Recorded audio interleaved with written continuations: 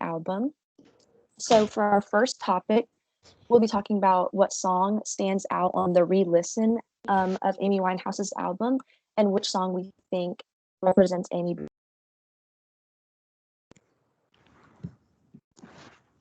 Personally, I feel that one of her most heartbreaking songs would be Back to Black.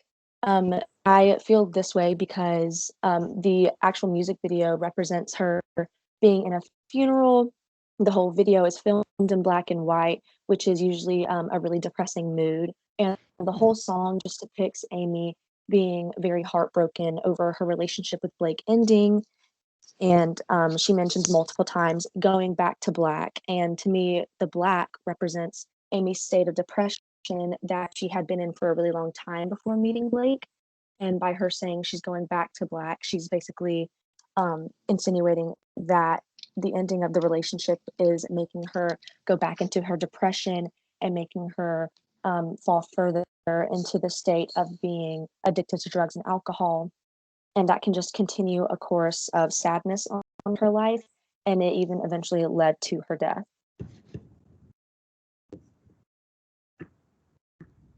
In my opinion, I thought Wake Up Alone was the most heartbreaking song. To me, the song stated that in the daytime, Amy is fine. Like, she's able to keep herself busy. However, at night, you can't control your thoughts and your dreams. So just think about going to bed, having a nice dream of the person that you love, the person that you want to be with, just to wake up alone, just to wake up to your reality that the two of you are broken up. And the dream can make you relive the heartbreak, which in this case is the relationship between Amy and Blake. In my opinion, I chose Rehab because, like, even though it's very upbeat, I think it's the most depressing because, like, it just sounds like she has an addiction and she just doesn't care. One of the lyrics that stands out to me was, like, she said, "My daddy thinks I'm fine." And I just thought that was, like, kind of crazy because, like, she's always wanted, like, the validation from her dad and her dad to always be around in her life. So I think by her saying, like, "Oh, my dad thinks I'm fine," and, like, "Oh, he's giving me validation to say, like, I don't have an addiction and I don't have an issue, so rehab's really not an option for me." And it's also really as if, like, she knows that when she goes to rehab, when she comes back, she's still going to be, like, the same person, because when she says, "When I come back, oh, I'll just need, like, my old friend," and her old friend is, like, alcohol. And then I also think that it's, like,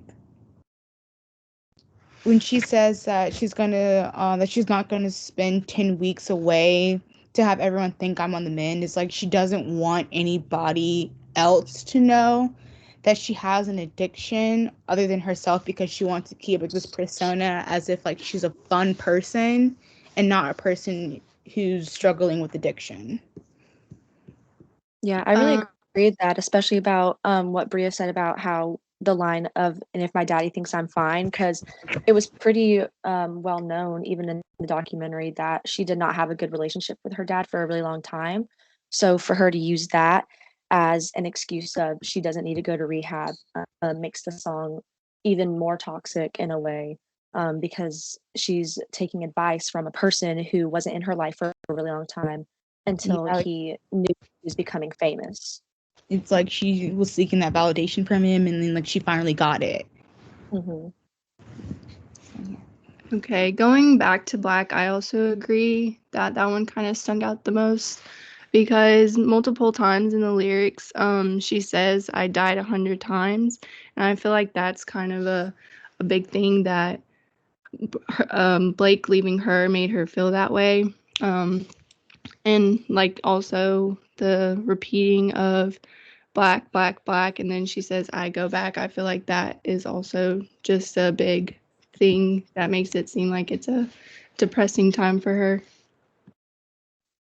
Plus the music video, isn't she burying her heart? Yeah. Oh, yeah. Mm-hmm. I think the video that he showed in class didn't really show that it was her heart, but I think we kind of got that understanding that it was.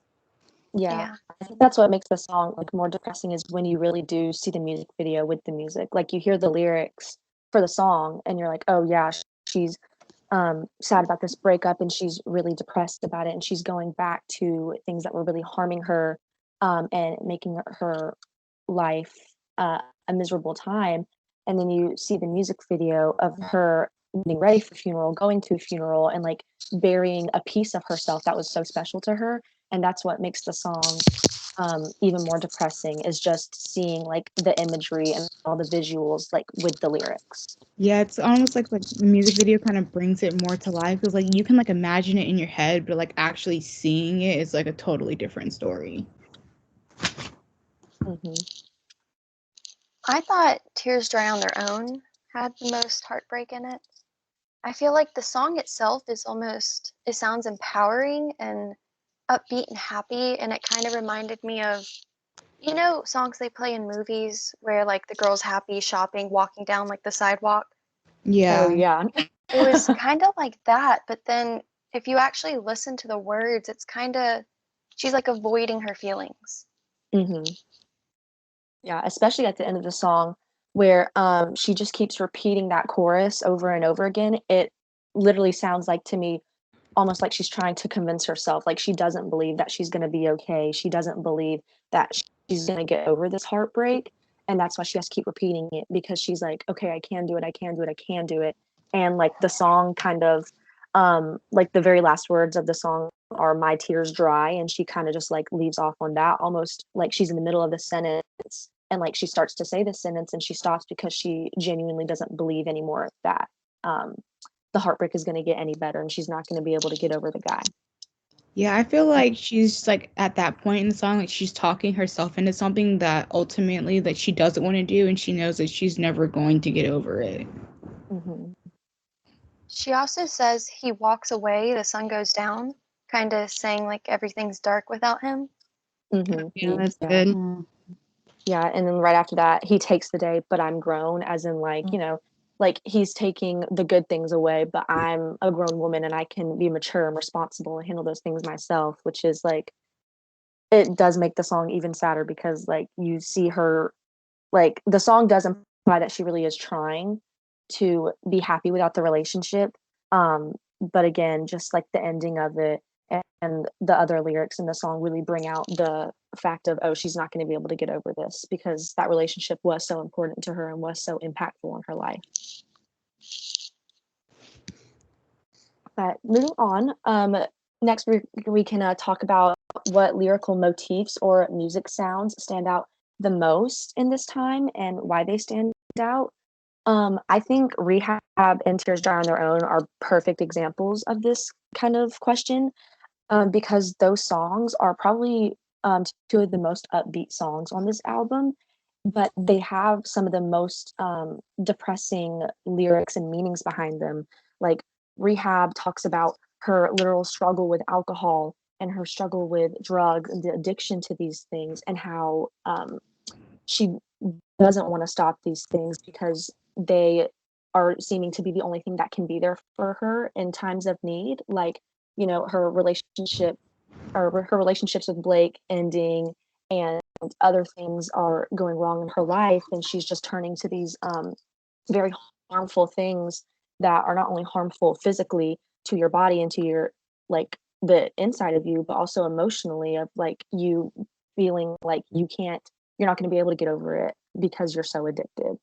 And like with Tears Dry on Their Own, kind of like how we've already said, she's convincing herself that she can get over this really heartbreaking experience, but she knows that she shared so much with Blake and she dedicated so much of herself in this relationship and she put so much of her heart into this relationship, and she even got a tattoo of his name on her, and now it's just like a constant reminder, not just the tattoo but also the heartbreak, that she's just sad without this person. Yeah, and to piggyback on like the Rehab part, like the lyrical motifs, like there's this one part where it's like it's kind of like as if like she's checking into rehab and it says the man says, "Why do you think you're here?" And she was like, "I have no idea," which means that like she's not really owning up to the fact that she has an addiction. but like deep down inside, like internally, she knows, but she will never admit that to anybody. Mm-hmm.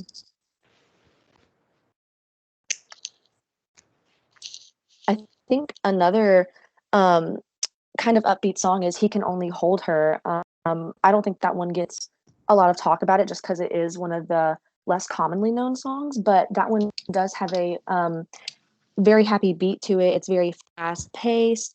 It's very poppy sounding to me. I think it's one of the most mainstream sounding songs on the album. But she's talking about things about like, oh, her soul is so vacant and taken by someone, and how one can be like plagued with urgency to really search for the man that she used to have, and how the man that she currently has will not ever add up to the man that she was with before. Yeah, most definitely. I think that's a really good one to talk about the album overall, because that one is so full of ideas of just feeling empty and Mhm. miserable and hopeless. And I feel like all of the songs have some sort of lean into those ideas. Yeah, like, Right. especially with that song, like she goes into is like, yeah, the lights are on, but like nobody's home. Mhm. So Mhm. that means like she's like mentally, like physically she's there, but like mentally she's not there yet. Right. And a lyric that really, really stood out to me that she says a lot in the song is, he tries to pacify her because what's inside her never dies.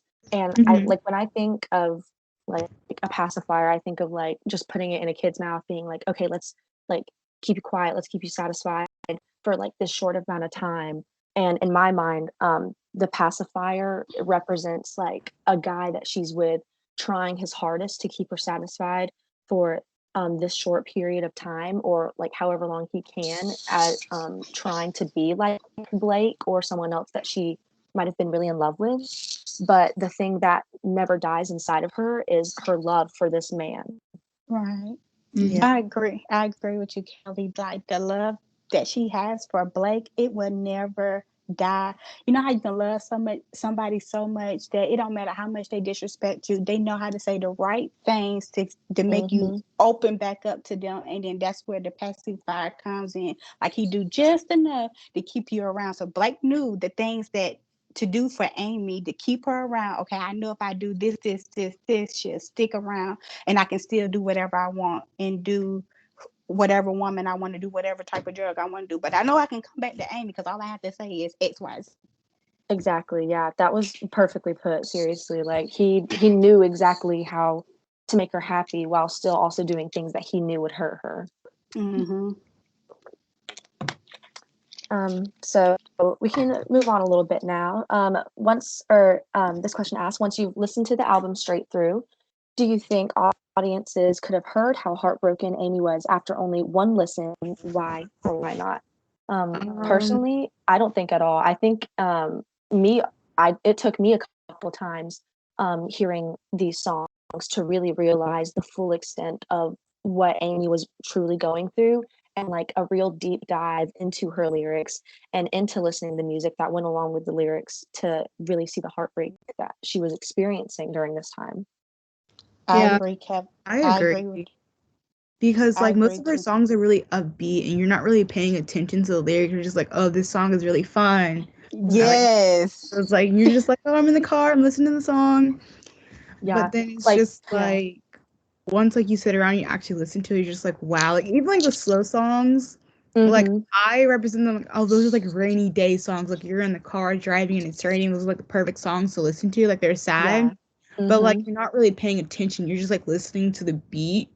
But it's like I feel like if they would have listened to it multiple times in a row, they just be like, "Oh, something's going on here. What's wrong with exactly, her?" yeah. Yeah, like So let I me will ask you. say before, like I'm sure we all heard the song Rehab when we were younger. Um, of course, like a few years after it came out, because I was probably only like 5 when the actual album came out. But I know I was younger when I first heard the song Rehab, and I thought it was such a fun song. I would ask my dad to play it a lot, and I'd be like, "Oh, I just love this song. Like it's so fun. It's so upbeat. It's like a good dancing song." And then whenever I had to listen to it again, like really look at what she was saying and really take in what she was saying and consider what she was going through, it really did have an effect on me because it's like, wow, it's almost like she was trying to hide what she was going through in these like really fun beats. And she just wanted, I think that was Amy's goal, was she just wanted people to enjoy her music and not worry about her. But at the same time, it's like when you really look at these lyrics, you're like, wow, she really was going through something. And like the only thing that helped her kind of get through this was writing these songs for people to listen to. Yeah, it's kind of Mhm. like she was putting up like a front or like a different persona for everybody else to see, so nobody would actually know what she was going through. Yeah. I think I that's agree. I something. think Too. That like with the songs, artists, like when I was younger, I used to think like artists would just make songs to make them, but as I got older, I realized that they actually put things that is in their real life into their songs. But most of the time, I was like, oh, this is a nice song. But after listening to it, you can see that she was really hurting inside, and that this was her actual life, and not just she was like you said, putting on a front. Yeah. Yeah. I just wanted to go back to the point where Bria stated that a lot of this album is the tempos are upbeat and groovy, but I think the tempos and the beats, it do a disservice to her as an artist because the lyrics are not heard. You hear more of the beat. You're ready to dance. You when I watched a lot of her YouTube videos, she's pouring out her heart, but they're dancing. Yeah. And think about the words to the song. How are you dancing to this type of music? And it's not for that. This is a heartbreak song. Exactly. Yeah. I think that had a lot to do with like her producer too, the Mark Ronson guy. He her other producer, he really saw like her gift for like her more old-timey sounding jazz voice and her soul voice, and he was like, yeah, like this is where you belong, this is like what you're most strong in. And Mark Ronson was like, oh, let's just make all the songs really like really happy, they'll sell, they'll be really popular, they're going to get a lot of listens, and that's just all that matters. Like he didn't, Mm-hmm. I don't think he even truly digested what she was saying in these lyrics about how Mhm. sad she was, and how like in rehab, I'm not going to go to rehab. My dad, who is only speaking to me now because I'm famous, thinks I'm okay. If he says that, I'm good. And then, I'm no good. She admits that she's a troubled person. And like, it almost like, it's almost like it passes over people's heads because they're just so mesmerized by just the whole musical aspect behind it. Mm-hmm. Going back to the thing about her putting up a different persona, I think that's something a lot of people that are depressed do. They kind of try to handle their feelings on their own so that they're not a burden to anyone else. Yeah, I totally agree. I think that is a great example of like what Amy was doing. It's like she wanted help, and I truly believe that she did want help because she even tried multiple times to actually going to rehab and taking the steps to try and fix the bad things that were going on in her life. But the one thing that only really made her happy besides her relationship with Blake was the music and writing the music. And I think that she wanted to pour her feelings out, but she didn't want people to be concerned about her to the point of like, oh, this song just talks about how much you don't want to get help, about how much you just kind of want to disappear. Like, we need to get you help. I don't think she wanted people focused on that. I think she was just focused on making others happy with her talent.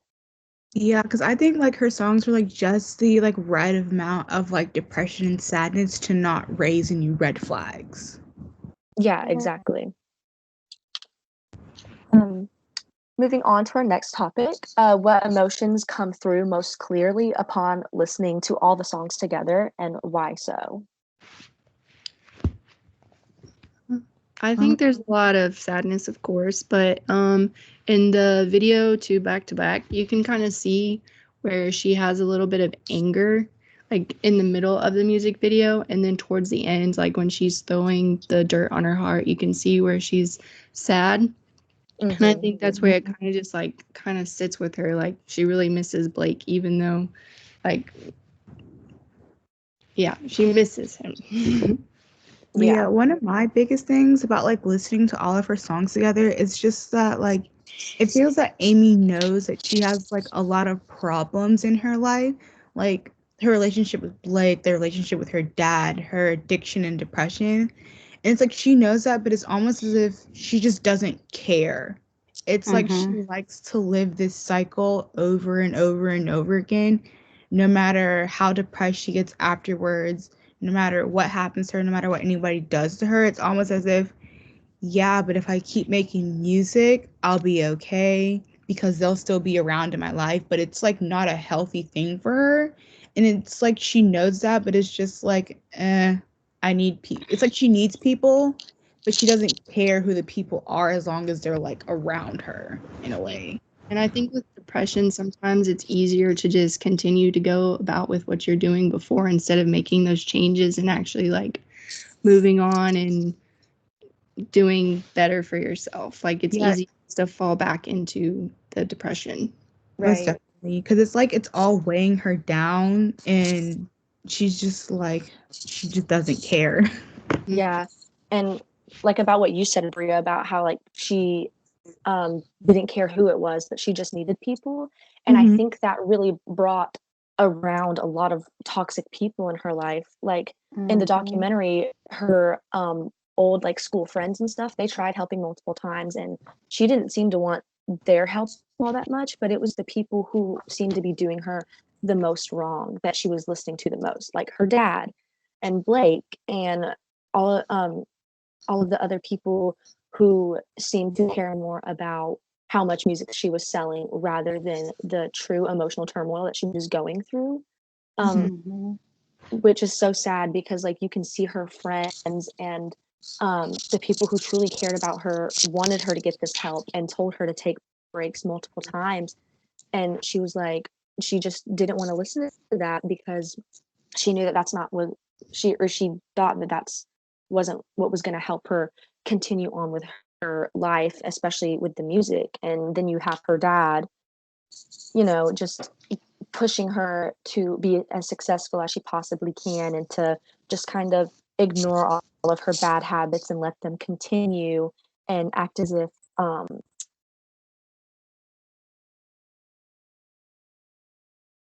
like I lost toxicity in you. general. Yeah. And No. it's just really sad. Yeah, but it's almost like her music was kind of like a way with her coping about how she felt. Because I never actually think that like she would ever tell her dad or Blake how she actually felt about like Blake leaving her or her dad not really being in her life. But like music was kind of like an outlet for her to like kind of like express how she felt, but it's not like they ever listened to the lyrics to care enough how they made her feel. Yeah, exactly.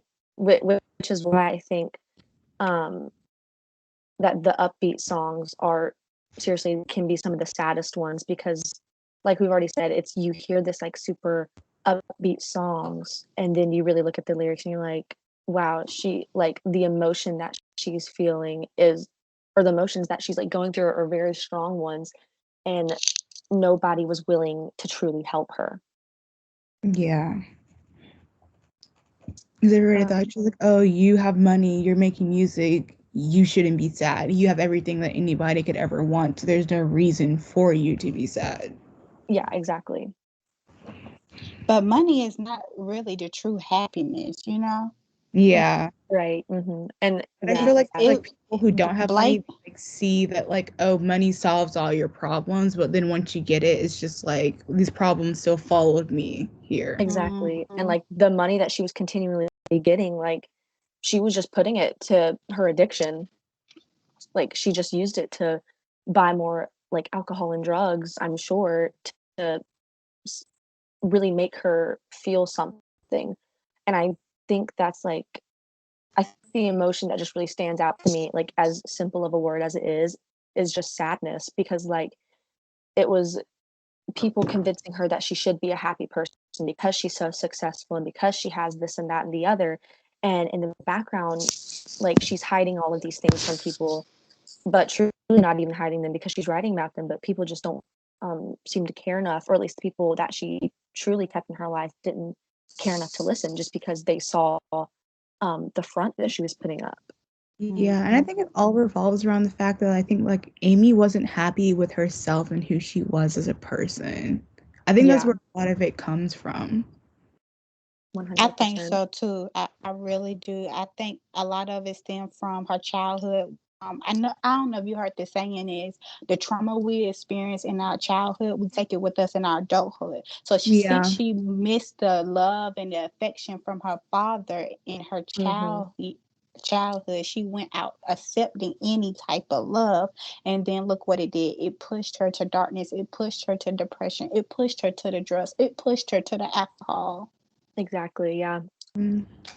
And I also think she kind of saw her self-worth as the amount of love that Blake gave her, and he wasn't giving her that. So her like self-worth and her loving herself kind of declined and like led to her depression. Yeah. Yeah.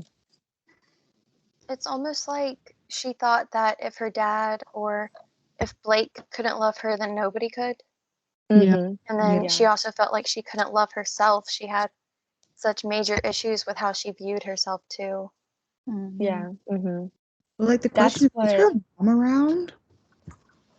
she was, but she in the documentary, she one big thing that stood out about that showed me that they didn't have the best relationship was um or that Amy and her mom didn't have the best relationship was Amy came to her and said, "Oh, mom, like I do this really cool thing where I eat whatever I want and then I just make myself throw it all back up." And her mom admitted that like she didn't care about it because she was just like, "Oh, crazy things that kids do." Oh And wow. that just really shows like the amount of trauma that she went through in her childhood because her dad left from a young age, so and she never knew why. So she already has this feeling of like there are not going to be a lot of men that love me. All of my relationships I have with men, whether that be intimate relationships or um, family relationships, they're just all going to fail.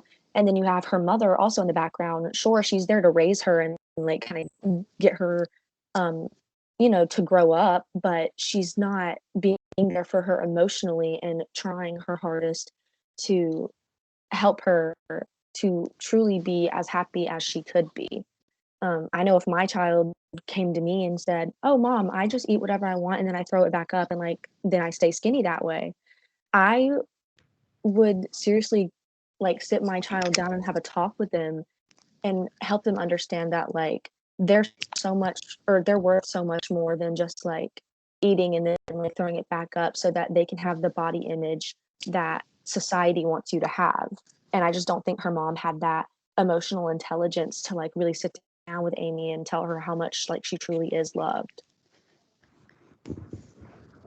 But I think you also have to take into consideration in the era Amy's mother grew up in, when their mother raised them, it was so many, they were having so many children back then that they probably didn't even get the proper love from their mother. So she did as what she thought was right as to raising Amy, because she probably didn't have the best example either.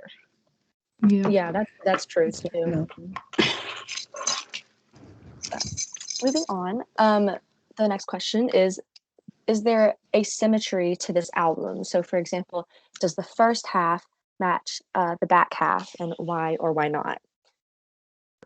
I think in some ways it has symmetry. I think the most linear part of the album, where the songs do kind of go in like a good order, is we go from we're at Tears Dry on Their Own, and it's like this really upbeat song of oh, I'm gonna get over this guy. I'm an independent woman. I'm a grown woman. I can handle my emotions, and I'm gonna be able to get over this heartbreak. I'm gonna be able to get over this person that was not good for me.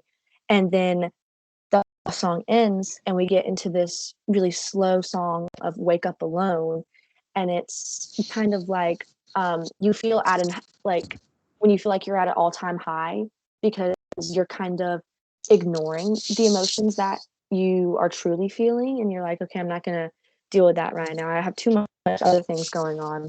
And then it's almost like you have a crash, like you go, you're at the top and then all of a sudden you're at the bottom again, and you're um feeling these things, like you're trying to do things to keep yourself busy to ignore the sad emotions that you're truly feeling in your consciousness. And then they finally all come spilling in at one point, all at once, and it can lead to you doing, some really toxic behaviors. Yeah, I feel the same way because I said they did have symmetry because like you go through the differences of like the high, like, the upbeat songs and the low songs, but it's like they all kind of match up with each other about her emotions and how she feels necessarily with her life and the other people within her life.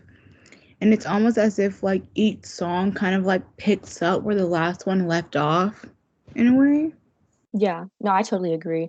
I think the one that just kind of makes the album not as symmetric as it could be is Me and Mr. Jones, because to me, I don't see like too much heartbreak in that song.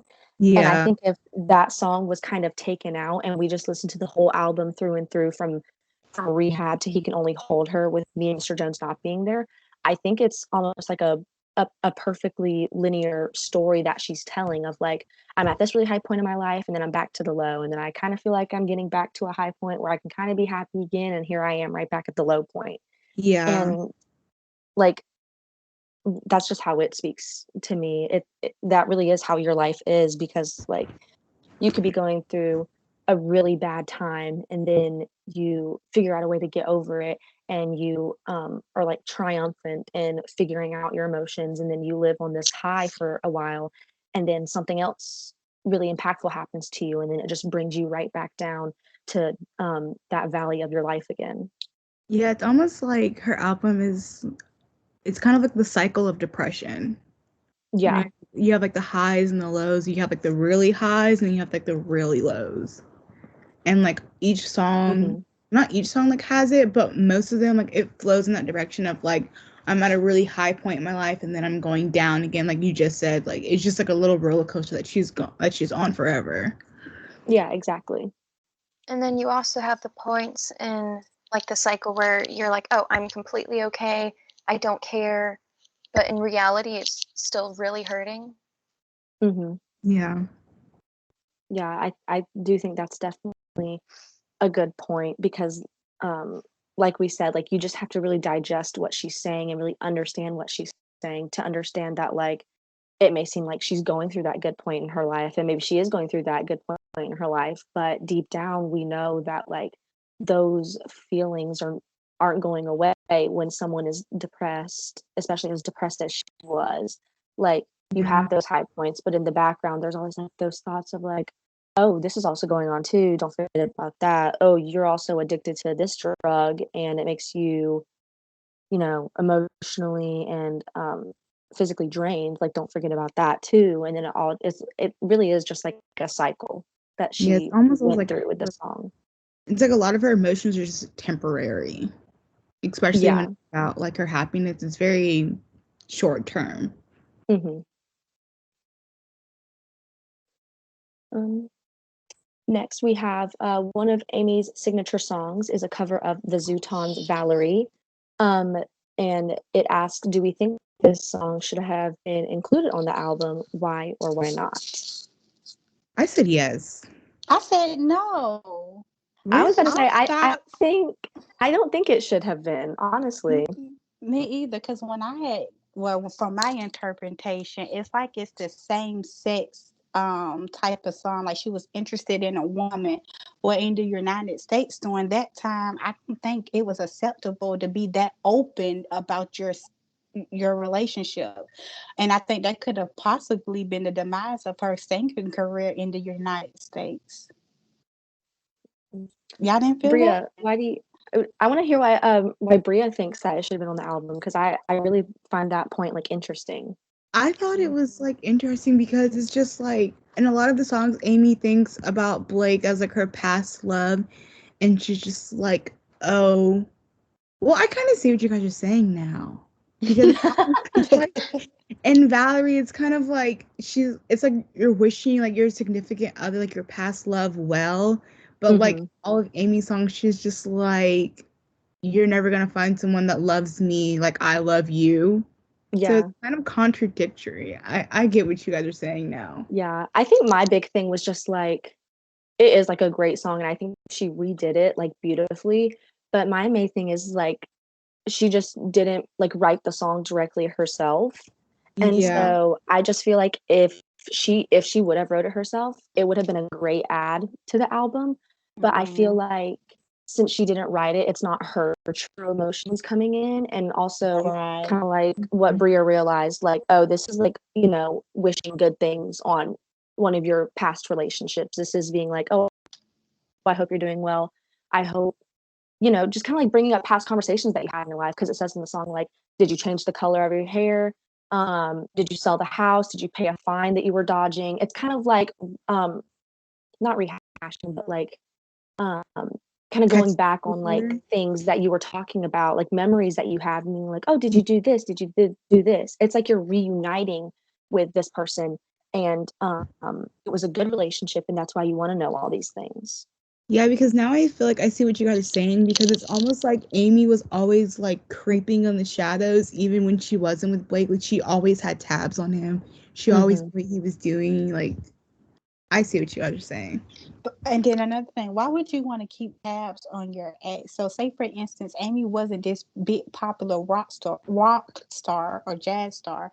Say for instance, she was just a 9 to 5 worker, maybe Kroger's, making minimum wage, and here it is, her ex then got married, he's a lawyer, he's a doctor, whatever it is, living his best life. Wouldn't that put more depression on her? I guess, yeah, that is a good point Yeah. too. Yeah, because you see like how happy and successful like that person is, and you're like, wow, like I could have also been in That that could have been, relationship. yeah. Yeah. Yeah. Moving on. I don't think that the song did the rest of the album justice if it was added. Yeah, Because all of I totally those, agree. like we said before, it like reflects the cycle that she was going through, and this one just, if she had put it on that album, I feel like it would just stick out. Yeah, Yeah. it's I kind of think like this song is like so opposite of like a lot of them. Kind of like how we've been saying, like, here's the upbeat song, and then here's like really sad lyrics to go along with it. Valerie, it's like, here's this upbeat music with like light guitar and blah blah blah, and then here are these happy lyrics to go with it as well. Like, it actually is like a happier song, and I think if it was added, it would probably, it really truly wouldn't show the actual emotions that Amy had. Yeah, I feel It like would if she take would away have from the put the album rest. on. Oh, I'm sorry. Oh, I was just saying it would take away from the rest. No, yeah, I totally agree. I feel like if she would have put this album on, it would have to been like she was the end of her cycle, like of Yeah, depression. I feel like she would have put it then, but now looking back on it, I feel like she wouldn't have put it. yeah. Or maybe at the very beginning to show like a starting point, maybe. Yeah. Oh, yeah. Like But I the feel like that fall would be, from grace. oh, yeah. No, that is a good point, though. I feel like that would be the only place it would fit in, though, is like take Rehab away as the first opening song and just put Valerie there, you know? hmm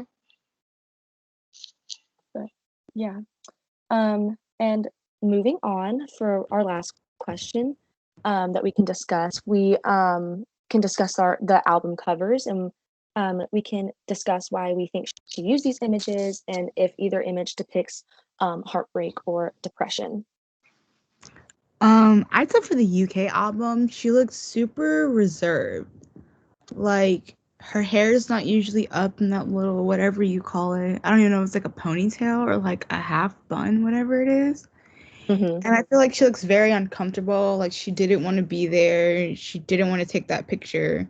I feel like she didn't really represent like who she was. But like when you see like the US cover, like her hair is up in that little bun thing. And she also has her like famous like eyeliner on in the Yeah. US version rather than the UK version. It's very, her face is very bland and plain. Yeah. But the US album is more like up close like who she really is, because she has a liner, she looks more comfortable, and her hair is normally like what it usually is. Yeah, I was just about to say the UK Wait, cover so to hold me. on. So I think I might have the covers wrong. So what's the UK cover, and when she was in the bathtub and it looks like she's more like sex appeal? No, that's the That US. one's No, the that's US US. one, yeah. That's the US one. Okay, so I Yeah. did have them backwards. And then the UK one is when she's sitting in a chair. Yeah. Okay. So I completely agree with Bria then. Yeah, With I totally the agree. US one, she looks more like herself, like her hair is up. up in the bun like we see in the documentary. I mean, she was very flirtatious in the documentary. How she's positioned in the bathtub with her hand on top of her face. That's to me sex appeal. It represents Amy as to who she was, whereas the UK verse, she was forced. It wasn't happy. She wasn't pleased. Like, hurry up and get this over with. No, yeah, that's exactly what I was about to say. Like the UK one is like posed so much to me. And it's like they're trying to conceal a lot of her. Like you can see like a couple of her tattoos on her arm in the UK one, but compared to the US one, like you get like an up close look of like, oh, here's this thing that I did to myself. And I feel like especially in this time it wasn't very it was looked down upon for females to have like very as many tattoos as Amy had. Yeah. And so I feel like in the US one, she's just able to truly show herself. Whereas in the UK one, it's like, oh, here, we're going to try to make you look like a completely different person than who you're representing in these songs. Yeah, like the UK album cover almost looked as if, like, you know, like when you go on like a family trip and you're tired of your mom taking pictures of you and she's like, just one more, and you're just like, okay, get it over with. And that's what it looks like. That is like exactly what it's like. It kind That of was reminds well me put. of like a school picture. Yeah, that is a great way to put it. Background and her sitting on that stool kind of reminds me of like an elementary school picture where the kid doesn't really want to take the picture, but they know they have to because their parents are buying it. Yeah. Yeah. It's like, put your head this Pretty way. photos. No, yeah. But with that, I think we have run out of time a little bit. So this concludes our podcast of talking about Amy Winehouse's album Back to Black.